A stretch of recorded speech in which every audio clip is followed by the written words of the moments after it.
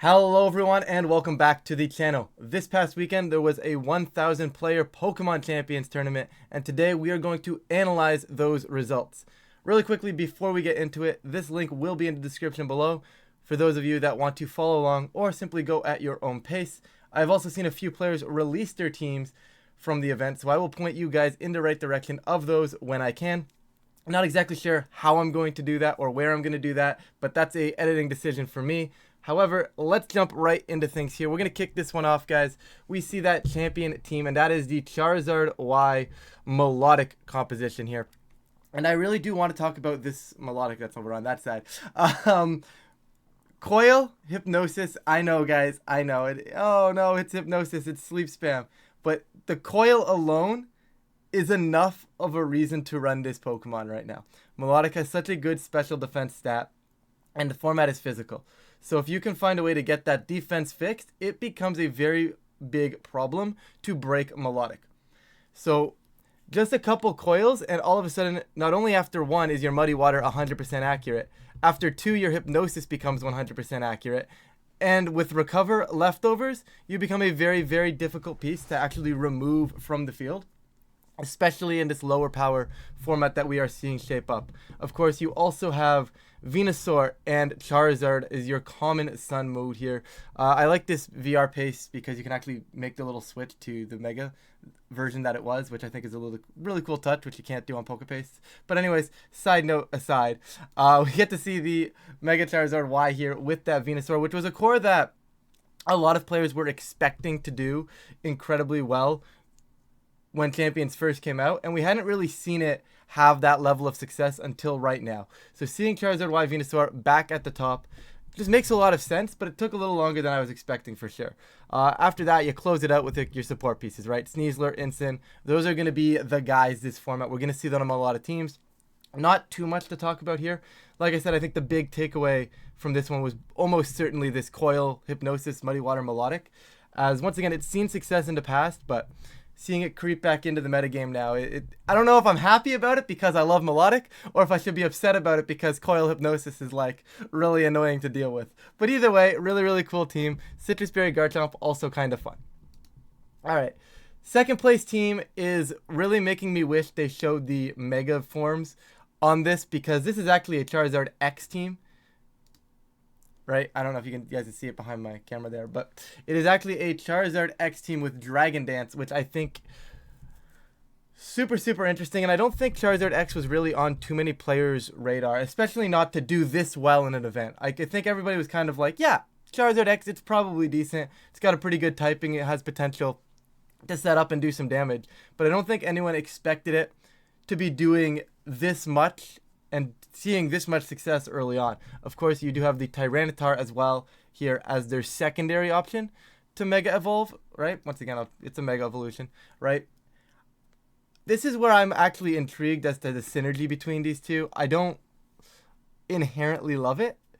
I just feel like the T-Tars here to Mega, just in case I get the chance to, but I feel like the main majority of this team is this Charizard, Melodic, Sneasler, Incin, guys. Once again, the Sneasler, the Incin, these are going to be the staples in the metagame. And then, of course, you have, the Hospitality, the Life Dew Sinistra. This really makes that setup on that Charizard a little bit easier to make, just because you get that extra longevity. And then, like, oh, you can Flare Blitz, take the recoil, but then click Life Dew and heal on back up, right? So really cool tech there. The Cobra Berry here, just allowing you to resist those, the dual wing beats, the Brave Birds, all that flying type coverage that everybody is trying to add to their team right now to deal with these grass types, to deal with these fighting types. All of a sudden, your Sinistra longevity becomes even higher because, like, oh, I have a Corviknight. I don't care about Sinistra. But all of a sudden, now Sinistra probably takes less than half from a Brave Bird from that Corviknight because of this Cobra Berry. It eats the dual wing beats as well, which is super nice. And then, of course, just another Melodic. That Leftovers Melodic, guys. It is probably one of the bulkiest waters we have in the format. And this one, of course, being a little bit more traditional in a sense of what we've seen so far. With like the Protect, the Scald, the Icy Wind, and the Recover. Still a very, very solid moveset. And it just puts on a lot of pressure, right? Just gets you that speed control that this team otherwise wouldn't necessarily have, which I think is a really cool touch. Moving on, we have our third place team. And, guys, we have King Gambit Sun, which I think is something that players were expecting to do well, similar to the other Sun stuff that it's just going to be good, right? I talked about this in the last tournament we analyzed, and that was, the Whimsicott, the Garchomp, the Charizard. That is going to be a good core. Sneasler, of course, here for, like I said, it's going to be everywhere, guys. I probably won't point out a Sneasler unless there's something really, really cool with it moving forward, because they're going to be good. It's a very good Pokemon. The Farigiraf Kingambit, though, I think that adds that second element that I don't think players are necessarily ready for. A lot of the times versus the Tailwind stuff, there's game plans right now, like Kingambit teams, their game plan versus a lot of the Tailwind stuff is, I'm going to be at +2, and I'm going to Sucker Punch, and I don't care about the fact that you have Tailwind. However, with the Farigiraf here, that makes that game plan and the ability to deal with Tailwind turns very, very difficult. So I think that's a really cool option. And of course, you can imprison Trick Room or set Trick Room up yourself for the Gambit sweep method. The only other thing that's really intriguing to me here is the low kick on the Kingambit. As opposed to Iron Head, a lot of players have opted for 3 attacks on Kingambit, which I definitely think is correct. I think the low kick is cool, though, instead of Iron Head, right? Like a lot of the times, like, oh, you have Iron Head because it helps deal with the Floette stuff. But realizing that they're using Gambit, and they can use Gambit to help deal with opposing Gambits and T-Tars by clicking low kick, I think is actually a very nice touch, saying, I don't really need the Iron Head. I have Charizard and a Sneasler. My Floette matchup is pretty fine, so we don't need that. We'll tech low kick, and I think that's the kind of creativity we are going to have to see moving forward in this metagame. Like, a lot of these teams, we don't have that many pieces, right? The creativity is going to come from move choices, from item choices, and we don't have a lot of items. So that creativity, it's going to come down to, maybe I'm going to make this Pokemon a little faster than expected. But low kick here, definitely a cool option, and I totally respect it. Moving on, we have Joe in 4th place here with the Mimikyu, which, here it is, guys, Sand Mimikyu, which I'm going to be honest, was not on my radar. Hydreigon being here as well is honestly pretty wild.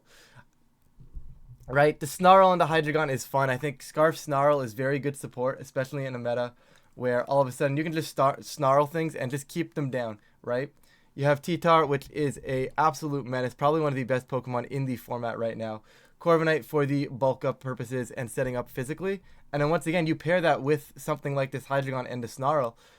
Corviknight starts looking like that Melodic, where it's very, very difficult to take down. Next to that Roost, you have this longevity piece, you have this piece that's kind of getting set up and is able to start putting pressure back onto the opposing team. Of course, Joe opting just for Brave Bird to take out some of those grass types and those fighting types, specifically for this T-Tar Excadrill to protect those guys. But overall, really cool team here. Mimikyu is really the only one I really want to point out. 3 attack Mimikyu. I know I talked about Mimikyu being one of the best Trick Room setters in the game strictly because of that disguise ability, but White Herb 3 attacks was honestly super cool to see. Pretty cool tech from Joe, and I don't know, I feel like there could have still been Trick Room on it. However, Claw Sneak Player Off totally makes a lot of sense, and I'm not going to start criticizing a team that got top 4 in a 1,000-player tour. So, really, really cool team, and honestly, it was a ton of fun to see. All right, moving on to the top 8 here. It looks like we got our first hard Trick Room team, guys. Guys, it's still unfortunately real. If you were a hard Trick Room hater, unfortunately, hard Trick Room is still real. So, yeah, this is looking like that new version of the hard Trick Room stuff. You have the Giraffe to block the priority. Then you have your Torkoal and your Hatterene for the big damage under room. And I don't know what kind of Charizard this is, but let's find out. It is a Charizard Y. So, pretty much just looking like hard Trick Room Sun stuff, which, I mean, it's going to be good, guys, especially if you can get into Trick Room. There's not a lot slowing Trick Room down right now, right? There's a few teams, that have Taunt. There's a few teams that try to double up into the Trick Room setter. But with the power level being so low, it's very difficult to double up and get KOs into Citrus Berry Trick Room setter like this Giraffe. Very difficult to taunt when the Hatterene has Magic Bounce, right? So the team kind of just has those pieces and those immediate ways to get Trick Room up, and if they can get into Trick Room and get their sweepers going, it's going to be a problem. We get to see close combat White Herb Incin, which is an interesting tech. I feel like that's just one of those more along the lines of stealing from the Clear Amulet Incins back in Scarlet Violet days, where, all of a sudden you could just go into Trick Room, can't get intimidated, start clicking close combat, maybe break through the Gambit. Having your Incineroar being able to kill a Kingambit, I think is actually very, very cool to see. overall, though, looking like this is kind of going to be that new, I guess, frame for the hard Trick Room stuff. And I don't know. I like seeing King Gambit. I'm a King Gambit believer. So seeing King Gambit do well is very cool to see here. I don't really know if it's like correct, but hey, it gives you Iron Head, gives you big damage into the Floette stuff. So why not? It's a very good Pokemon. Moving forward, once again, we have the Frostlass King Gambit. I'm not gonna open this one. This is a kind of a team that we've seen a bit going around recently, and I think it's very, very solid, right? Just a Gambit, Sneasler, Basculegion that we've talked about in the past on the channel, and then Frostlass actually getting a result before Floette. There's actually no Mega Floette in the top 8, so that is very interesting to see. But I do wonder actually if this Frostlass has Aurora Veil. It is indeed Aurora Veil. That does seem to be the common fourth move. I know we've talked about Wisp. Some players have looked at Wisp on the Frostlass. Some I think does it get Taunt? It might actually get Taunt as well. But I think Veil is probably the most consistent option there. And then overall, pretty much exactly what you'd expect. Although this is the second time I've seen a Citrus Berry Garchomp, so maybe we're supposed to be looking into that. I'm really not positive on how that works. Is this Charizard Y again? No, Charizard X again. Wow. So 2 Charizard X's in top 8, which is actually really crazy. Very similar team as well in terms of the Sneasler Melodic Charizard stuff. Same with the Teacup, right? People are looking at this and saying, you know, Charizard Sinistra Melodic is the Firewater Grass Core here. And that's an interesting way to kind of look at things. Obviously, some pretty different sets on the Sinistra. Similar stuff on the Zard. And then the Melodic, of course, being the same as the earlier one. And then they just said Scizor is my other Mega, and I think that's kind of cool. I like Scizor as the second Mega here a little bit more, just because I feel like it can actually be brought at the same time as the Charizard. My problem with double Mega stuff is when I am using these 2 Mega evolutions, I want it to be ideal. I want them to be, I'm bringing Charizard, and I don't need to bring my other Mega at all. Or in this case, I am bringing Scizor, I don't need to bring my other Mega. Whereas in this case, Scizor is actually very good without the Mega. So if I ever wanted to bring, you know, Charizard and Scizor, I could do that and just not Mega the Scizor. Whereas it's something like, you know, the T-Tar and the Charizard. Okay, well, yes, I get it. T-Tar is not bad without the Mega. But if I wanted to Mega the T-Tar, I can no longer, like, I don't know, Charizard would just feel like a burden because it's not as good without the Mega, right? Maybe I'm crazy. Maybe I'm not really going about this the way I'm supposed to be going about this. But that's kind of my concern, right? Like, I want at least one of my Megas to be good outside of having to Mega Evolve. And I feel like when you have Charizard and Scizor, you can do that with the Scizor reliably, right? Maybe I used a bad example, but I hope that makes sense. At least that's my concern with it. But overall, I think moving on to the last end of top 8 here, we actually get Meganium, which I'm going to talk about really, really briefly because a lot of players were trying to put Meganium, and we've seen it. We've seen Meganium Sand. We've seen Meganium Rain. They're trying to use Meganium on Rain. But this is just Meganium Balance. And I think that's a very interesting way to play Meganium because you effectively now get your Sun-boosted Meganium because of the ability, right? And you can just click Fire type Weather Ball. You get Fire type. You get Solar Beam in Sun. You don't need any other weather to really support Meganium. Yes, the other weathers do bring out some of the big parts of Meganium and what makes it work. However, you don't necessarily need that, right? Like, Gambit is a Pokemon, and on these Gambit teams, it has been looking for that Grass type, right? It has been looking for the Grass type that's going to go crazy on these teams, and maybe Meganium is that. Of course, I would worry a little bit with Meganium Gambit because of, like, Sneasler. But I guess if you close it with, you know, Basculegion and Aerodactyl and then a Psychic type, I guess you're all right versus Sneasler, right? So if you can keep Sneasler in check, I do think Meganium Gambit balance might be real. And honestly, picking up a top 8 in this tour, very cool to see. One more thing, once again, that low kick on the King Gambit. Very cool to see. All right. Moving forward, guys, we're out of the top 8 now. And this is where Floette starts to make an appearance, okay? We start seeing these Floette Charizard teams, these Floette Instant Balance teams. The Floette Charizard's kind of interesting. I will talk about that.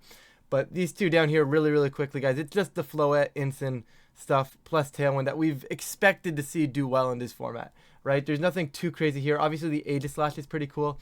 Definitely one of those techs to help beat the Sneaslers. But Floette Charizard here, this is weird to me. And this is kind of that example that I was looking at before, where I was trying to go on the example and I say, I want my Megas to be functional without Mega Evolving if I'm going to have two of them. To me, both Charizard and Floette really want to Mega Evolve, so it feels very limiting in terms of gameplay when I have to pick one in preview. Is that a bad thing? Definitely not. I just like my game plans to be a little bit more, I don't know, to be a little less restrictive, you know. Let me just kind of pick any of my 6 that feel good here and let me bring them. So definitely a really cool team. I would worry about maybe at some point, you know, I don't know, a fire type is really good, a fairy type is really good. At some point, surely I'm going to want to be bringing both of these. That would be my main concern over here. However, it's a very cool team. Once again, just Sun plus Fire plus Floette is still good, right? It beats the Steel types. So I definitely see the concept, right? Oh, you worried about the Steel types? Okay, well, I'm going to bring my Zard this time. You know, you worried about anything else? Worried about the Dragon types that would normally stop Charizard? Okay, I'm going to go with my Floette mode. But once again, it just doesn't feel as free-flowing. It feels very restrictive, and I have to pick in the preview as opposed to actually having a little bit more of, you know, room to play in terms of, yeah, I can bring my fire type and my fairy type this game. Overall, though, really, really solid team, right? Once again, we're seeing that Aerodactyl, and I think it's probably one of the best non-prankster Tailwind setters.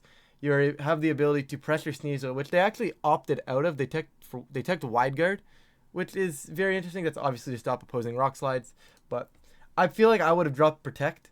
Although, really, really cool team here. Nothing else too crazy. Choppleberry Instant, and once again, this low kick on this King Gambit, that seems to be the big takeaway of the day, right? Full offense onto Floette, by the way, just straight up Light of Ruin.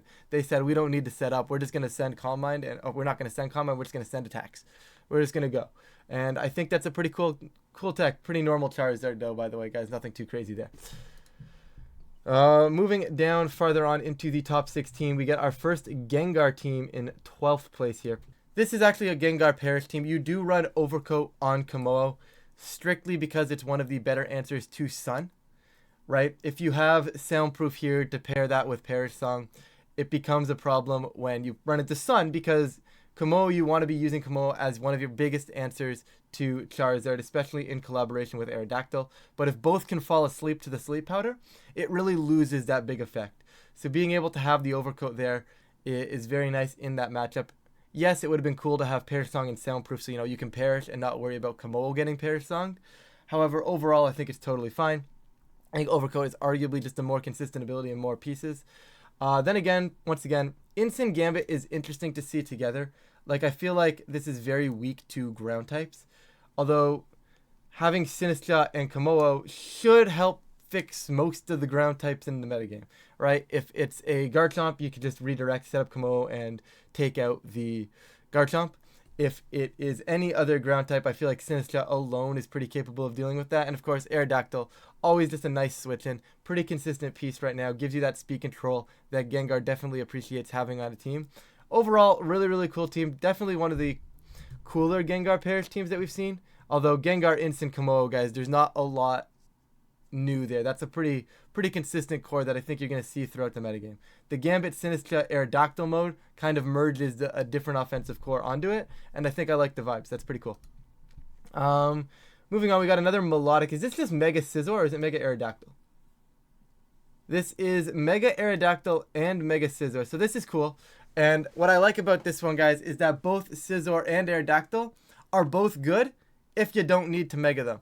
And this is kind of that diversity I was talking about and that ability to just kind of play the game. I have 6 solid Pokemon. As the game plays out, I can decide whether or not I want Scizor or Aerodactyl to be my Mega.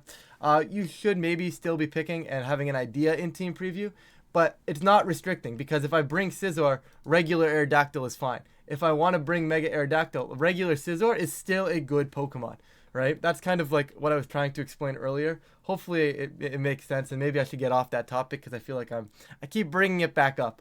But overall, guys, once again, we do see this Melodic opting for Life Dew instead of Recover. So a little bit of less recovery, but it gets recovery on both itself and its partners here, which I think is nice. Once again, Life Dew on the Sinistcha as well, along with that Hospitality ability. Colberberry is cool to see. Habonberry, Hydreigon. Hydreigon actually had a decent day. I didn't realize how good of a day Hydreigon had, like picking up a top 16 and I believe a top 4 on Joe's team. So Maybe we're sleeping on Hydreigon. Maybe Hydreigon is good, but we figured it was a Floette meta. I figured it was a Floette meta, and Hydreigon wasn't here. But really cool team to see here. Once again, you have the dual wing beat on these Aerodactyls to help deal with those Sneaslers. You have the Bullet Punch here on the Scizor to help deal with the Floettes. So maybe Hydreigon works. It's a cool team. Once again, back to Charizard Floette, similar to what we had before. Michael Kelp's running Tinkaton, which we're definitely going to go in and see what's going on with the Tinkaton here, guys. There's no reason not to. Second Mega Gengar team in top 16. Opting to run Sludge Bomb, Shadow Ball, Icy Wind. And the Icy Wind support is cool, especially when you pair it with Komodo. The secondary Mega in T-Tar is, I think, totally fine. There has been a lot of games where, you can't bring Gengar. So you go T-Tar, and T-Tar covers a lot of those weaknesses. It walls Gambit very, very well. You start clicking low kick. However, now that these Gambits, as we've seen, are starting to run low kick, is T-Tar really that answer? However, T-Tar should be faster, and being able to click low kick first should get that kill. But you know what I'm saying. You have the Wisp on the Rotom as well. And then Tinkaton just here, just being super annoying. Mold Breaker Fake Out is incredible. Definitely helps stop the Trick Room stuff from Farigiraf. And then, of course, you have the setup on... Actually, it's not setup. It's just straight up damage on Komodo, which is pretty cool to see. A lot of fighting type coverage with the low kick and the Aura Sphere. You have Wisp, and that's what the Gengar teams need. They need ways to deal with Kingambit effectively. I've been running Gengar myself, and when I run Gengar, I always run into that issue on my team of, well, I need to be able to get around Kingambit. I can trap Kingambit in, but you also need to be able to constantly have the option to punish it. And having stuff like trapping it in and burning it, trapping it in and then going Aura Sphere or another fighting move or the ground move. Tons of ways to punish the Gambit here. You have a switch in as well with the Tinkaton to eat that Kowtow Cleave. So lots of cool options on this team. Definitely a different take on Mega Gengar as opposed to the ones we've seen, especially those ones with Parrish. But it's a cool team, and I respect it. I think it's cool. I know I keep saying every team is cool, guys, but all honesty, every team is cool. I don't know. Look at this. We got Gardevoir. It was such a cool cut. There is a lot of diversity. I know that some of the support pieces are the same, but some of the way these teams play is vastly different, even though they look the same. Right? Once again, you got that 3-attack Kingambit. Habanberry being a useful item again is very interesting to me. Rocking Earthquake, Rock Slide, Dragon Claw Protect on this Garchomp. Gardevoir. Guys, Mega Gardevoir getting a result here. Once again, Mega Gardevoir is a good Pokemon. It's justifying using your Mega Slot for it, and I think this is super cool because you can stay as a Trace. Actually, it's Trace. I was going to say you can stay as Telepathy, and an Earthquake beside it, but obviously opting for Trace, looking to get an extra advantage from those abilities. Dropping the Mega is always nice as well, and then, of course, big damage, right? Hyper Voice Pixelate, that's a big fairy move. Not a lot of players are ready for that strong of a fairy move. And then, Psychic is nice, Trick Room support is nice. Once again, Willow on this Rotom. I think Rotom Wash really does appreciate having that Will-O-Wisp. It is definitely one of the MVPs, I think, of the format so far. Talonflame being the speed control here is a little unique, I think. Obviously, it's a good fire type. I think it's definitely solid. It is itemless, by the way. Just going to point that out. Make sure I really want to talk about that. No item. Acrobatics Talonflame for a 110 base power move. Consistent 110 base power move. Because, you run Brave Bird, then you lose your ability. And it's not that great because you take the recoil. So Acrobatics, you lose 10 base power, but consistency, and you force them to take away your ability. And Acrobatics just immediately off turn 1 is a very, very strong option on this Talonflame. Of course, we also have the Mousehold here with the Choppleberry, just for extra support, right? You can go Mousehold, Kingambit, you can go Talonflame, Garchomp. You got a lot of cool tools here. A really cool balanced team. Mega Gardevoir is fun. All right, moving on, guys. We're going to speed this one up really quickly. We're not going to go all the way to all 100 players or whatever that made day 2. Once again, guys, this link is down below for those that are interested. Looking at this Frostlass Gambit stuff, once again, this is pretty similar to what we've seen. We do get a Kangaskhan result, which I'm going to go in and look at the Kangaskhan. We haven't seen a lot of Kangaskhan. So, seeing Kangaskhan, Inner Focus, of course, so you can't get intimidated. Actually, should it not be Scrappy? I feel like it's supposed to be Scrappy before Inner Focus, but maybe this is why I haven't had success with Kangaskhan. So, the concept here being both Inner Focus and Scrappy ignore Intimidate. But Scrappy lets you fake out ghost types. Inner Focus lets you not get faked out. So I guess there's upsides to both. depending on how you want to play it. Right? I mean, not getting faked out is nice because maybe you don't need the Mega and low kick can actually kill Gambit. Maybe there's like some tech there. I don't know the exact calcs. But Kangaskhan, cool mon. And wild team, honestly. You have Aegislash to help deal with the fighting types, specifically Sneasler. Aerodactyl as well to help deal with Sneasler. Megazard doesn't necessarily beat Sneasler, but it's a pretty neutral matchup there, I would say. So, especially if you can start dropping, weather balls into Sun. I mean, Venusaur, Sneasler's not going to really appreciate that. Then you have Garchomp, but you have enough for Sneasler, right? Melodic, once again, no Coil Hypnosis. So that Scald, that Icy Wind, that very stapled, I'm going to put this Melodic on my team. I know what it's going to do. It's going to be Scald. It's going to be Icy Wind. Give me a little bit of extra speed control. Overall, really, really cool team. And yeah, seeing Aegislash Kangaskhan is a pretty big throwback. Another Gengar team. This is more along the lines of what I expect from a Gengar team. Like Gengar Gambit is pretty cool. And this is what Dragonfang Dragonite, right? Yeah. I was looking at Dragonfang Dragonite the other day. So seeing this pop up in this result is pretty cool. Once again, just boosting that Dragon Claw, and then you just get a lot of consistency out of this piece, right? Just you pressure off King Gambits with low kick, and then you get Dragon Claw for big damage and E-Speed for priority. I think priority is very important in this metagame, and of course we're seeing that on a lot of teams. Double Fake Out plus Gengar, solid option, right? And then you have 4 ground weeks to start this off, so you definitely needed a flying type, and I think Dragonite does fit that role very, very well. Very cool team. All right. Anyways, Edu also the second Tinkaton. Very, very wild here. What's going on? We've got Talonflame Floette, which we've seen creeping up as well. Just once again, giving you that fire type plus Floette, plus that speed control is cool to see. Floette Aegislash, I think we saw one of these up above earlier as well. Really quickly here, we get Arcanine. Hisuian Arcanine is very fun to see. Hisuian Arcanine Frostlass. Palafin? Okay, guys, I got to click on this one. I have to click on this one. We get Aurora Veil on that Frostlass. Arcanine being that Sash is wild. Like, Sash Flare Blitz to me is like a little insane. But overall, it's pretty cool, right? It's definitely a good mon, and I think people are trying to find ways to get Arcanine into the format right now.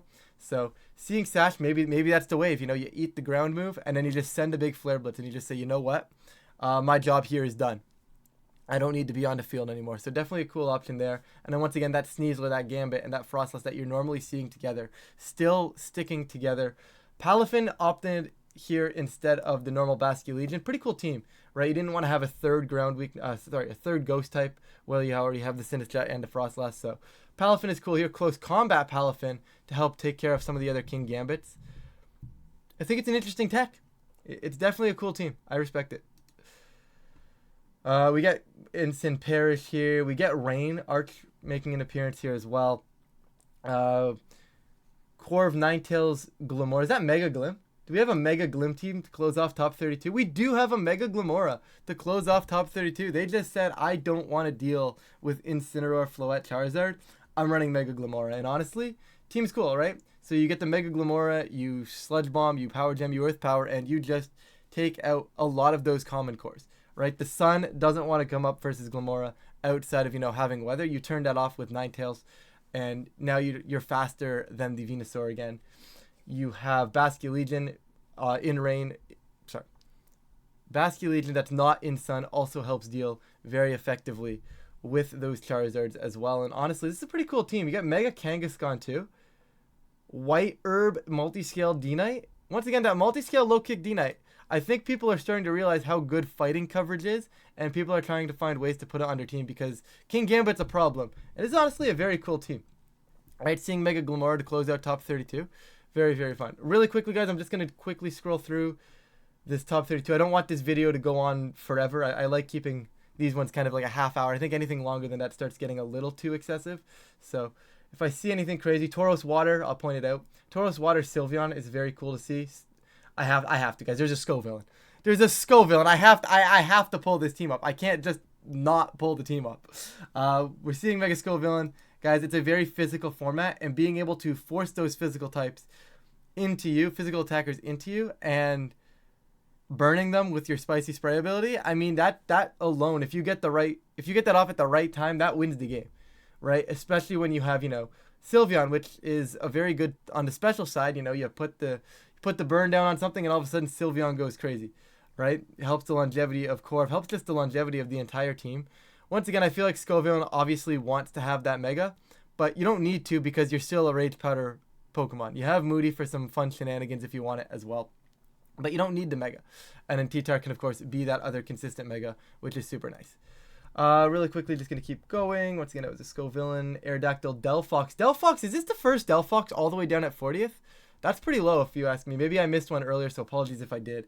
But overall, pretty consistent stuff. Another Scizor, Floette, Palafin Sand. Nothing too surprising down here. Manectric in 51st is pretty cool to see. Slowbro. Slowbro is fun. Is this like double Iron Defense body press stuff with like Slowbro and Komodo? No, it's set up offensively onto Komodo, and then it is Iron Defense body press onto Slowbro. So they opted to go with probably the correct option here. You have one be Iron Defense body press, and you have one be a more offensive setup. So I like that concept. I think that's pretty cool. What else do we have? Bellabolt! All right, guys, we've lost the plot here. It's a cool team. It is definitely a cool team. I don't know why there's a Bellabolt here. I'm not even going to try to analyze that because I feel like no matter what I say, I would be wrong. Very cool to see Bellabolt get a good performance there, though. See, formats like this are fun, guys. We're finding different things. Obviously, like I said, most of the Pokemon are the same, and we're seeing creativity in either that last slot or some of the move choices. So very cool to see a Bellabolt there creep into the meta, but I'm not sure how real that is or if it's like just like a wow, I had a really good result with Bellabolt, right? I don't know, but either way, it's a cool team. Everything else pretty standard, nothing too crazy. We do get a nice Crabominable, just missing out on the top 64, but hey, a day 2 with Crab.